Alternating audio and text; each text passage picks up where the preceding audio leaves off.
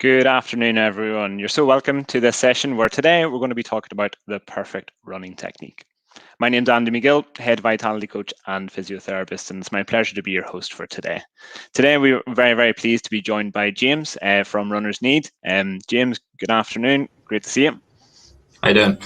Doing very well, thanks, very well. So everyone at home, what we're going to do is between myself and James, we're going to take one of our own very esteemed vitality coaches, Andrew Isaac, through a running gait analysis today.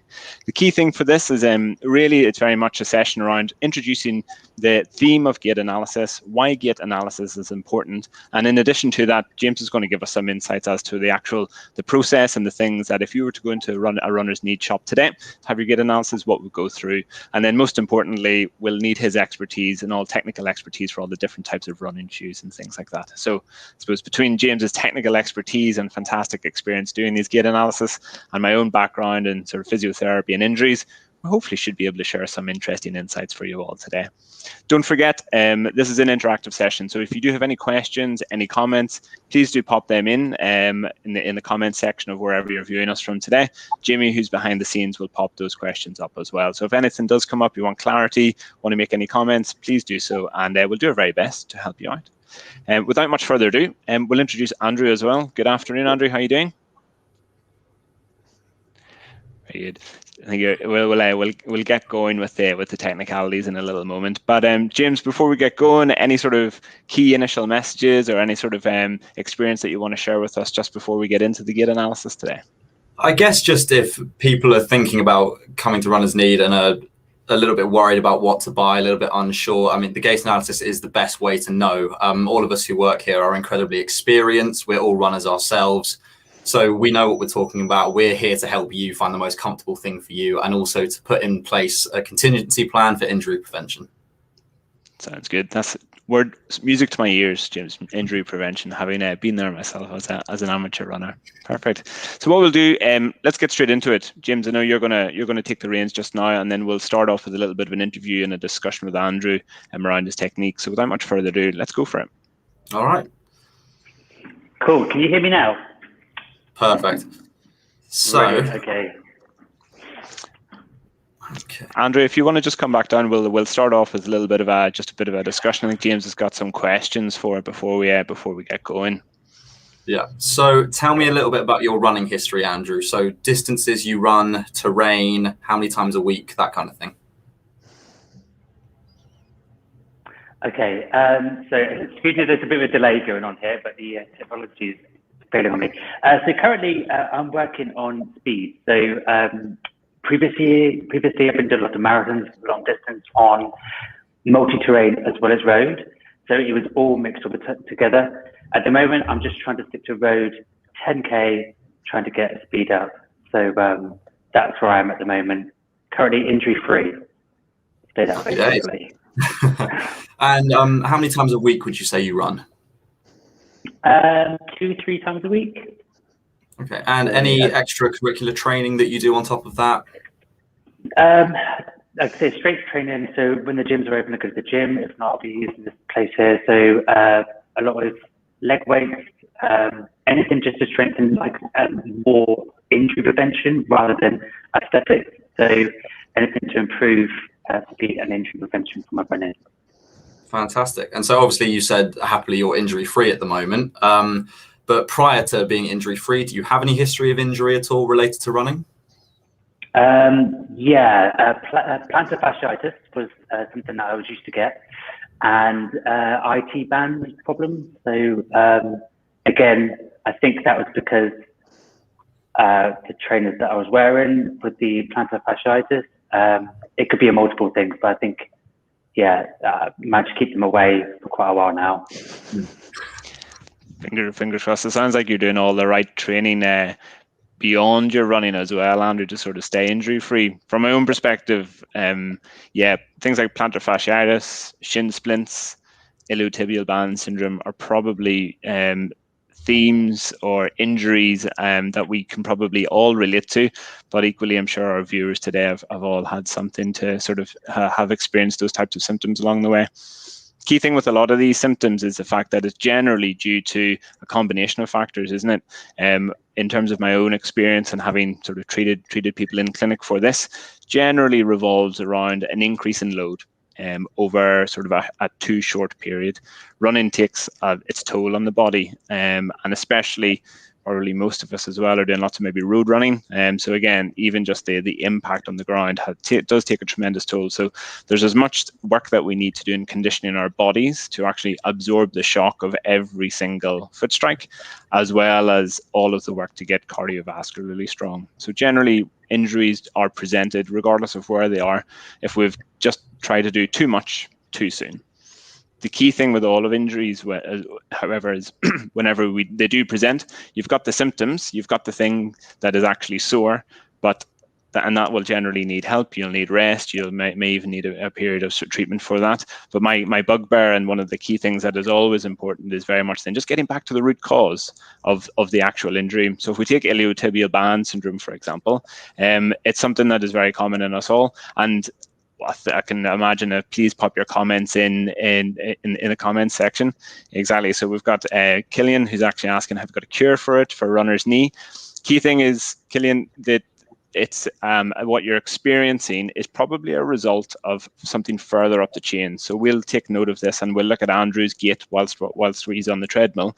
Is that if you have good stability around your hips, for example, if your gluteal muscles are strong enough and they're firing and working in a coordinated manner, combined with the right types of flexibility, then it should be fine.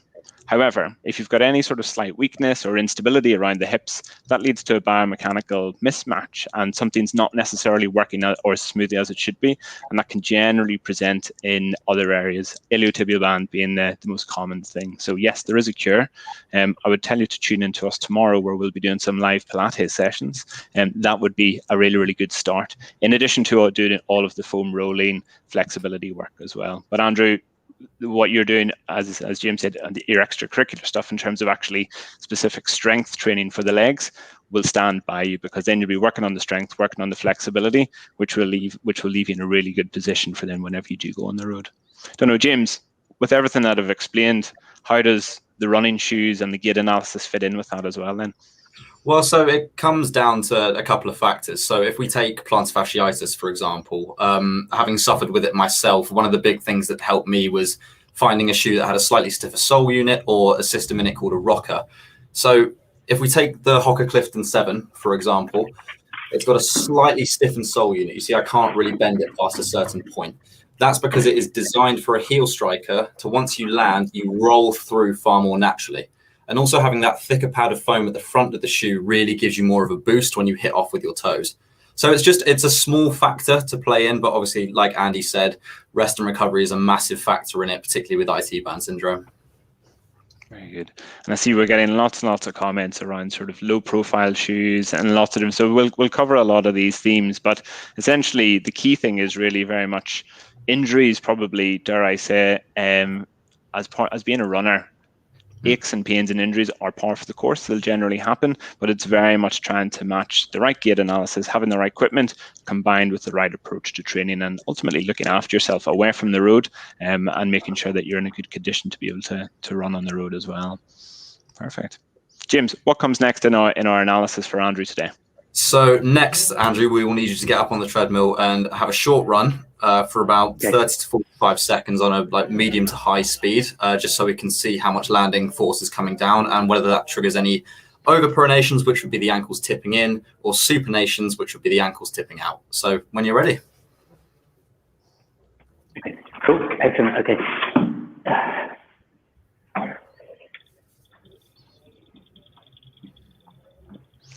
So James, whenever you described pronation there and you were using this, I suppose that's what from your educated eye, you know what you're looking for here. Are there any gross signs that we should be looking for example, or any big things that are maybe a bit more noticeable to the untrained eye? If you were to look at the shoe itself, one of the big things we always look for is if the shoe is actually planted flat. So the second that the shoe deviates, the ankle can flex quite easily. That's not really a massive concern for us. Nearly all people will overpronate. It's just part of being a runner. But the second the shoe starts to deviate, that's when we know that the overpronation has actually prevented the shoe from doing its job with stability. So you can see, actually, if you look at Andy's ankles at the back there, the back outside part of the heel is actually tipping up, which is a sign that the ankle is dipping down towards the mat, causing an overpronation. Okay. And is that normal? I mean, is this something, in terms of looking at Andrew's gait here, is there anything that, jumps out at you? Or, I mean, would you say that this is sort of all within normal limits? I would say this is definitely all within normal limits. It's obviously, Andy is running in a neutral shoe at the moment. They have a decent amount of support, which you'd obviously expect from a running trainer, but it's not specific support. It's not designed to hold you. What we're seeing is a very minor overpronation, which, like I said, is typically a sign of just having a slightly flexible ankle. It never really becomes a concern for us unless there is a history of injury, such as with plantar fasciitis and IT band syndrome, or the overpronation is so severe where it actually looks like the ankle is severely dipped in. And then we look at issues like soft tissue damage and then all kinds of other things. Perfect. So I suppose, based upon what we've just seen, what would be our advice or the next steps with Andrew in terms of our analysis? So for Andrew, I think the next stage would be looking at a mild stability shoe. I don't think anything too high, because what we risk with putting you in a high stability shoe, if the overpronation isn't severe, we risk pushing you to supination, which would be landing on the outside of your feet. So the way stability is designed is to essentially prevent overpronation. So if we look at something like this, which is the Asics Gel Kyano, it's got this plastic pad up at the back here, which is intended to stop your foot from rolling from side to side. So it's a hardened support. But if something more middle of the road would be something like this, the Brooks Adrenaline GTS 21. This has a system in it called a guide rail, which is just this little bit here. It effectively acts as a physical barrier, and it prevents the arch from rolling inwards. It is also a holistic stability, so it is designed as a natural form of stability, helps to align the hips and the knees when you run. So it's a really, really good way of targeting the most common area of injury, which would be the knees. So James, what you're saying here then really is we need to consider, I suppose everyone's different. We've all got different levels of strength. We've all got different levels of flexibility, mobility, and that is further impacted and influenced by our running history, be it we've never run before all the way through to being a seasoned runner. What we're doing with choosing a shoe based upon stability is very much trying to understand those biomechanics. And if we're moving a lot, maybe try and do something to actually stop the amount of movement and get us working more efficiently. Absolutely. Because if we can work more efficiently, then we're not going to put unnecessary stresses on areas of the lower limb that aren't necessarily capable of withstanding those loads for extended periods. Would that be right? Absolutely. Perfect. Excellent. Now, we didn't really look into it in terms of Andrew's gait further up in terms of looking at his hips and knees. I suppose nothing really jumped out of us, but we'll get Andrew back on the treadmill in a little second maybe. But do you want Andrew to run in his shoes again? I know Andrew does have a second pair of shoes. Should we try those? What's your thought? We will try the Adidas now, as they are a slightly light stability model. We'll just see what difference it makes. Okay, cool. So for Andrew, we've gone from a neutral, like middle of the road shoe, and now we're going to go, it's a little bit less stability and a little bit of a lighter shoe as well. Yeah, so we're actually going into the stability now. Cool, perfect. Let's see.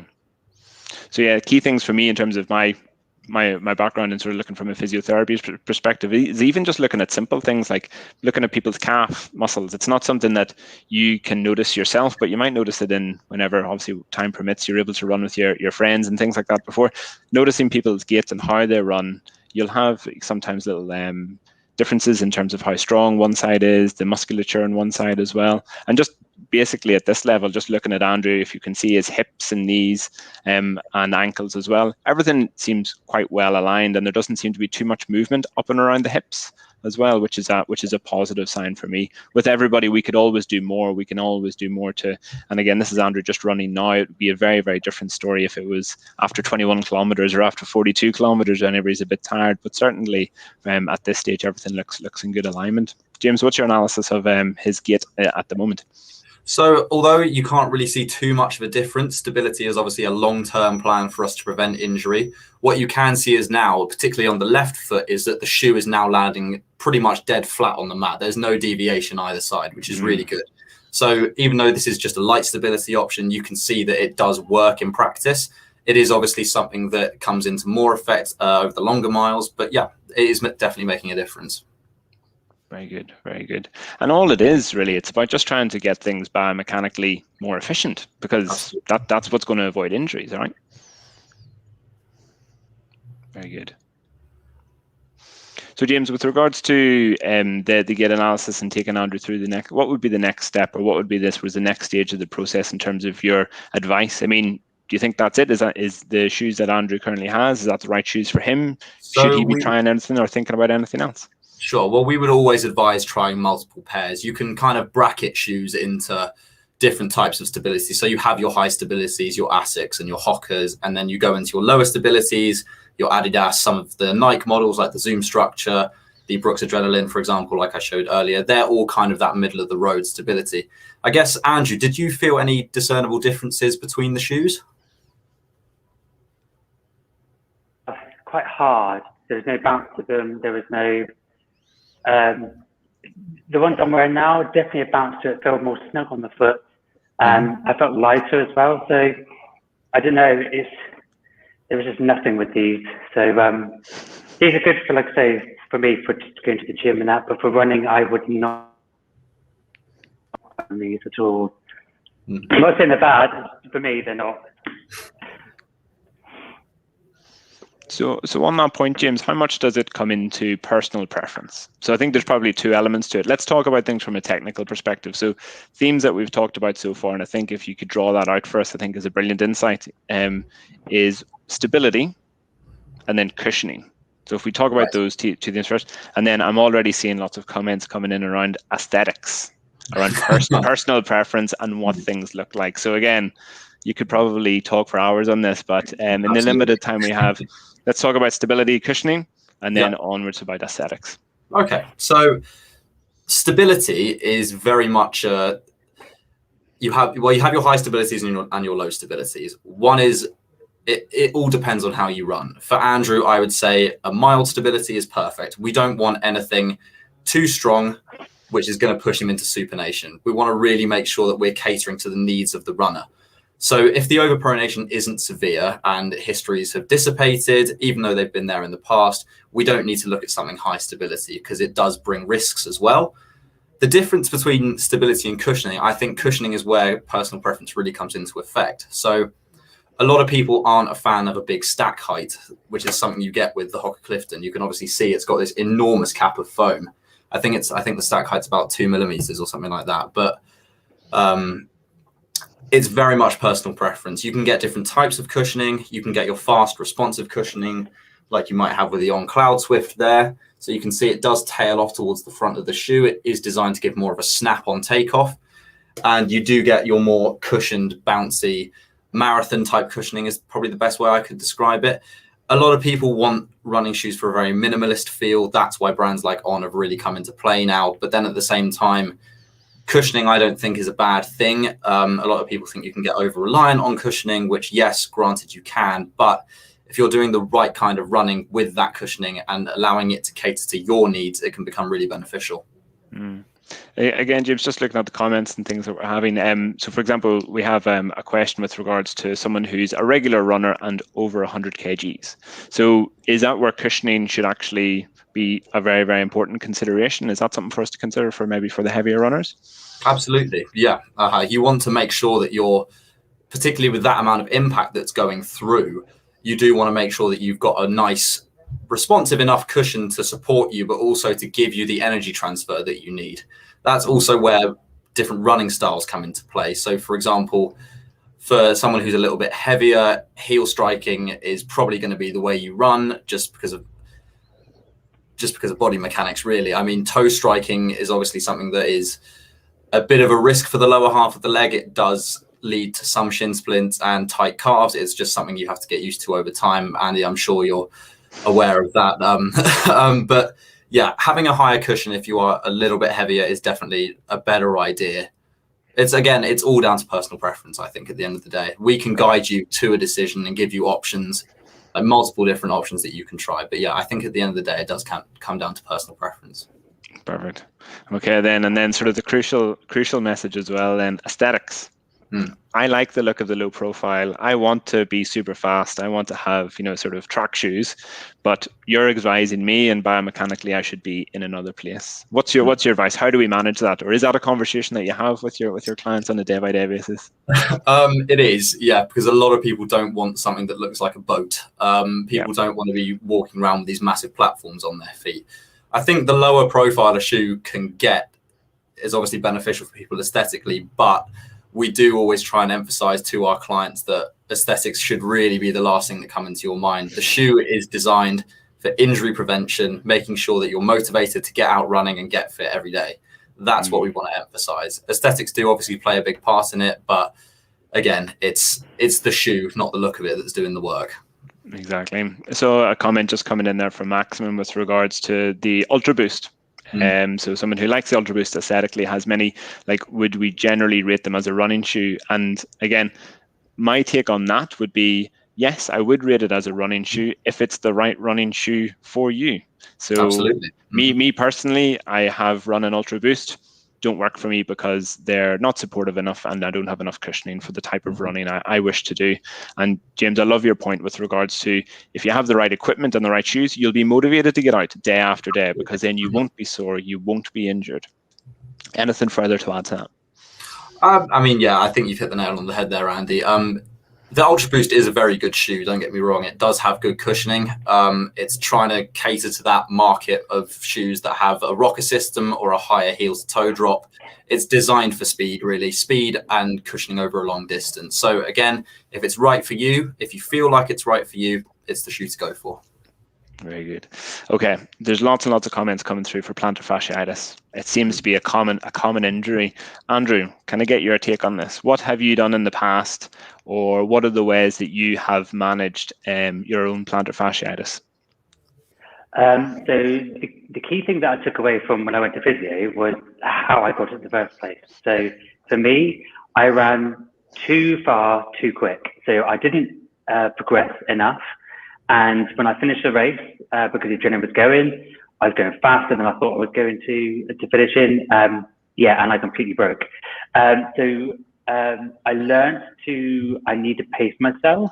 So training wise, you need to actually train properly for it. For cure wise, things like rolling your foot with a tennis ball, or I used to freeze a bottle of water and just roll your foot across it, because I used to try and loosen up a little bit more, because with plantar fasciitis, the sheath feels really tight. It's going to snap. It's not a nice feeling at all. And once I was ready to start running again, I stripped back. There's no way that I could have that distance at that time as a beginner. So try and come back, take a step back, learn about what you've done, how you've got the plantar fasciitis, and start again. At that point, I didn't do any leg strengthening. I just concentrated more on stripping back my running training. Perfect. Textbook. Key thing for plantar fasciitis for everyone to remember is that it happens for different people and different reasons. And Andrew, I like your analogy there, that it is sort of if you felt as if your fascia was going to sort of snap, because ultimately what it is, it's inflammation in the plantar fascia, which is essentially like the lining underneath the arch of your foot. That is, as I said, this relates back to what I was saying earlier on, is that's the symptom.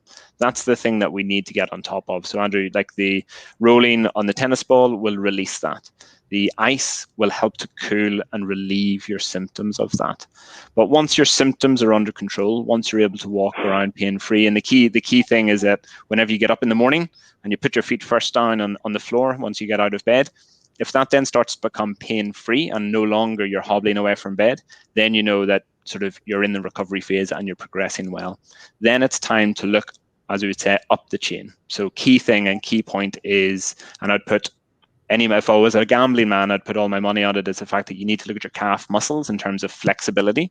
We need to be able to then be looking at the strength in your calf muscles.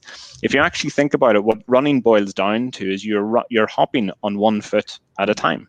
So it'd be quite common. And again, Andrew, I might get you just to demonstrate this for us. If you could stand on the edge of your treadmill with your heels, so we're just going to use the edge, just toes on the edge, and then drop your heels down. Like a really, really quick test, just for everyone to do at home, is with your feet in this position, see how many times you can raise your heels up. And I bet everyone should probably be able to do maybe 15 to 20 quite easily. But if I then ask you to do that on one leg, you'll notice that it'll be dramatically harder. And if you actually think about it, whenever you're out running, this is what you're doing hundreds and hundreds and hundreds of times. So if you're unable to do 15 or 20 lifts like this, how would you expect then to be totally injury-free and symptom-free if you're trying to push for that 5 kilometers or 10 kilometers, or people thinking about marathons and things at that time? So cure for plantar fasciitis, manage the symptoms, seek advice, seek consultation, and then start working on all the little bits and pieces behind the scenes that will then help your leg work more efficiently to then avoid these types of injuries. I don't know, James, have you anything further to add to that? I guess we'd say go down the route of a shoe with a slightly stiffer sole unit, something that is going to assist the natural movement of the foot, not letting it flex too much, therefore aggravating the injury. I think that's all we'd say on that, really. Perfect. One thing that I definitely want to pick up with, James, which I used to have a conversation with as well, is actually what's really, really important. Like if you are seeing a physiotherapist or seeing someone for medical management of your running injury, I would always advise take your running shoes with you. Absolutely. Because you can say a lot by a runner by looking at the soles of their shoes. One, from how they actually run, but two, how long they've had those running shoes for. So again, James, a key question we've had come through is when should we change our running shoes? And if you've got anything else to add in terms of what the shoes tell us, that would be great to see as well. So obviously, looking at the tread of a shoe is a great way to tell. When it's worn flat, you should be changing them. If you want to look at it in a distance sense, we'd maybe say 300 to 500 kilometers to change your shoes. That's typically, obviously, depending on the frequency of which you run. Most running shoes will last about a year, I would say, depending, again, on the frequency. But yeah, looking at the tread of a shoe is a fantastic way to tell, one, how old the shoes are, two, how people run. Obviously, if there's more wear on the inside, it's an overpronation. More wear on the outside, it's a supination. It's really easy to tell. And if your toes are starting to come through the upper, then you should definitely change them. Exactly, because whenever your toes are coming through the upper, James, it's important to notice that it might happen on one side and not the other. Can you give us I've got a little bit of experience with that. Tell us why that would be the case. I'm not actually too sure on that, if I'm completely honest. So I will let you take the lead on that. No, it's an interesting insight. Again, it's all about balance. So we'll all favor one side. We'll all be stronger on one side than the other. So you can generally, not always, but if your foot is moving more, and ultimately our feet are always grappling for traction, always grappling for grip. So your foot has to work so hard in every shoe that you're in, even in a high stability, high cushion. But whenever our toes are starting to come through, it's one that you're just wearing away at that a little bit more. So that foot is working a little bit harder. If you were to really get your sort of looking glass out and try and investigate into it, there might be some sort of stability abnormality on that side as well. I appreciate that's probably getting into way more detail than we need today. But again, the key message is here is look at your running shoes, because they will tell the story of how you're running as well, which is a really, really key thing.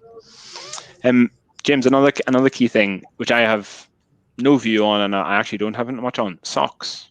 What type of running socks, or is there a difference? Is it a key consideration for us whenever we're choosing our running shoes? I think socks is a comfort thing, personally. Obviously, for wicking and breathability, running socks are fantastic. You will find that running socks have specific areas of padding. If you look at brands like Hilly, they will make specific models that are padded at the heel and the ball of the foot. Those are obviously two big target areas for runners, which are liable to blister. Obviously, there's a large amount of weight going through the heel if you're a heel striker, and then that obviously carries through the natural motion of the foot. Again, stuff like compression socks is a big thing, but that is, again, more of an injury prevention thing. Double thickness socks are great for injury prevention, but horrible if you're running in the summer because you'll get really sweaty feet. Yeah, it's comfort and cushioning yet again. Exactly.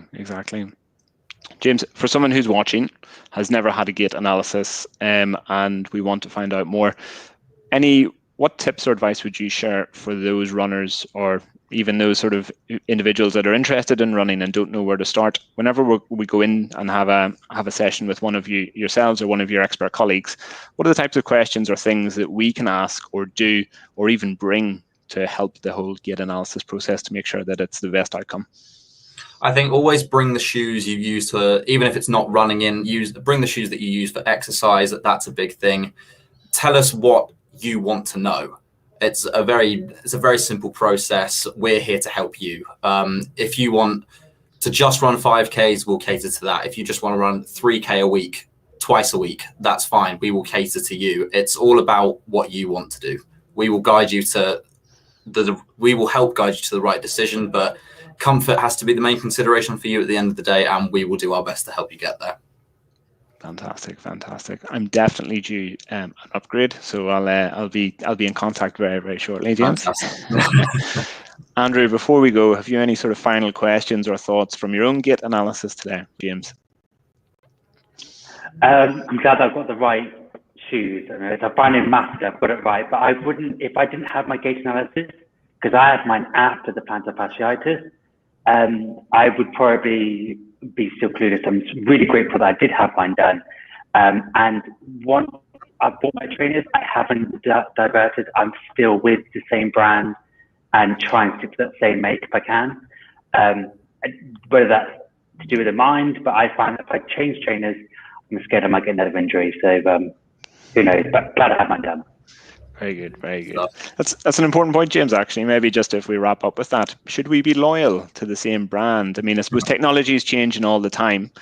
Is there, I suppose, and that's one of the benefits of chatting to yourselves, is like, I suppose you can introduce us to new sort of new styles and technologies. I suppose, is it a matter of going in with an open mind, or would you advise to stick to a brand or stick to a style or design if you feel that that's best for us? I would always say go in with an open mind. The style of shoe will influence the way you run and the distances you can run. So if you can come in with as open a mind as you can, then it massively helps us. Obviously, if you want to stick and be loyal to brands, we will work with that. There's options in every brand, but we will always try and give you at least 3 different options from 3 different brands that you can feel and try out. Brilliant. Thanks so much. Unfortunately, we've run out of time for today. James, thanks so much for joining us. Andrew, thanks so much for being our guinea pig today and doing our lunchtime run on the treadmill for us.